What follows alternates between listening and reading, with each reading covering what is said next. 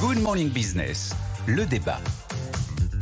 On va reparler justement des droits de douane et des menaces. Enfin, c'est désormais plus que des menaces parce qu'on a un décret sur l'acier et sur l'aluminium. Plus 25% pour tout le monde. Voilà où on en est. L'Europe doit répliquer. C'est en tout cas ce qu'a dit le ministre des Affaires étrangères hier. Alors on fait comment ? Eh ben voilà, l'Europe doit répliquer. Alors on se demande ça veut dire quoi, répliquer ? On a vu les Chinois, c'est œil pour œil, dent pour dent. Ok, bon, les Chinois ont décidé de répliquer comme ça. Alors je me suis demandé, j'ai essayé d'imaginer les solutions pour répliquer.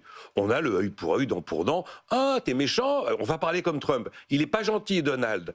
Il nous en veut beaucoup, il nous traite très mal. Alors on va très mal le traiter et paf, son GNL, on va le surtaxer. Les biens d'équipement dans l'aéronautique qui viennent des... Par exemple, les le GNL, on a un peu besoin. Donc... Oui, mais on a aussi besoin des toilettes dans les avions Airbus. Et la plupart des toilettes sont fabriquées aux États-Unis. C'est un exemple. C'est précis.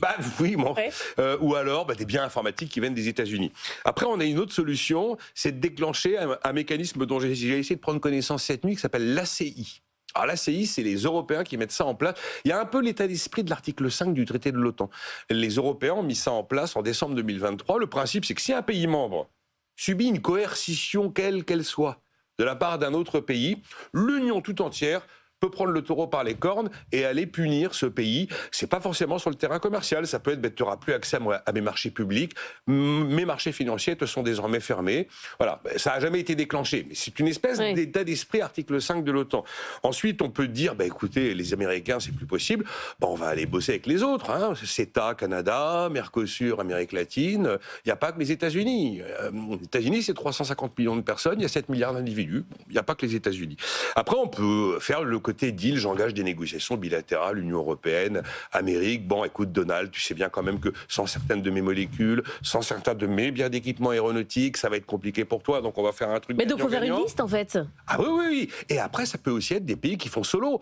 Moi, l'allemand, j'ai des problèmes un peu allemands. Alors, je vais essayer de régler mes problèmes allemands avec Donald Trump en direct. Et c'est ce qu'il veut. Hein. Et on a même déjà vu, et c'est la dernière solution, carrément des discussions bilatérales entre des entreprises et la Maison-Blanche, ou entre des filières. On peut imaginer la filière viticole française essayer de prendre langue avec la Maison-Blanche, ou même des groupes de luxe français pour qui le marché américain compte beaucoup, aller voir directement le président américain. Et en fait, derrière le mot répliquer, personne aujourd'hui n'a mis un peu de chair et un peu de contenu. On va répliquer. Justine Vasson disait que par exemple sur le whisky, on peut peut-être faire quelque chose, il est moins taxé que celui qu'on envoie. Ça va sûrement se faire au fine-tuning, produit par produit. Nous, c'est quoi ? C'est vin et spiritueux, équipement aéronautique et médicaments.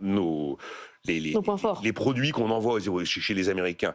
L'acier et l'aluminium, c'est mort en Europe. Il n'y en a plus, on n'est plus compétitif. D'ailleurs, ce n'est pas l'Europe qui est concernée par ces histoires d'acier. C'est le Canada, la première victime sur acier et aluminium. Je pense que vous faites très mal aux oreilles de Jean-Marc Daniel. Faire une liste de choses sur lesquelles on pourrait répliquer, Jean-Marc.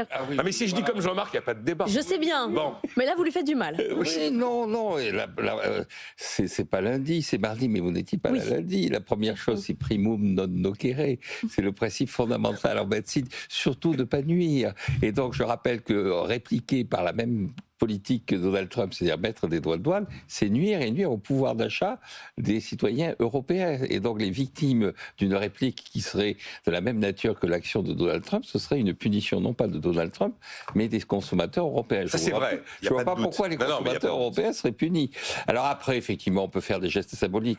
Dans la vague précédente de protectionnisme américain, on avait mis des droits de douane sur les Harley-Davidson, en disant que ça concernait assez peu de consommateurs européens, et symboliquement, ça montrait quand même aux États-Unis qu'on n'était pas totalement ça a marché non, ça n'a pas marché, mais ça a fait plaisir. Ça soulage, comme on dit dans certains films. C'est injuste, mais ça soulage.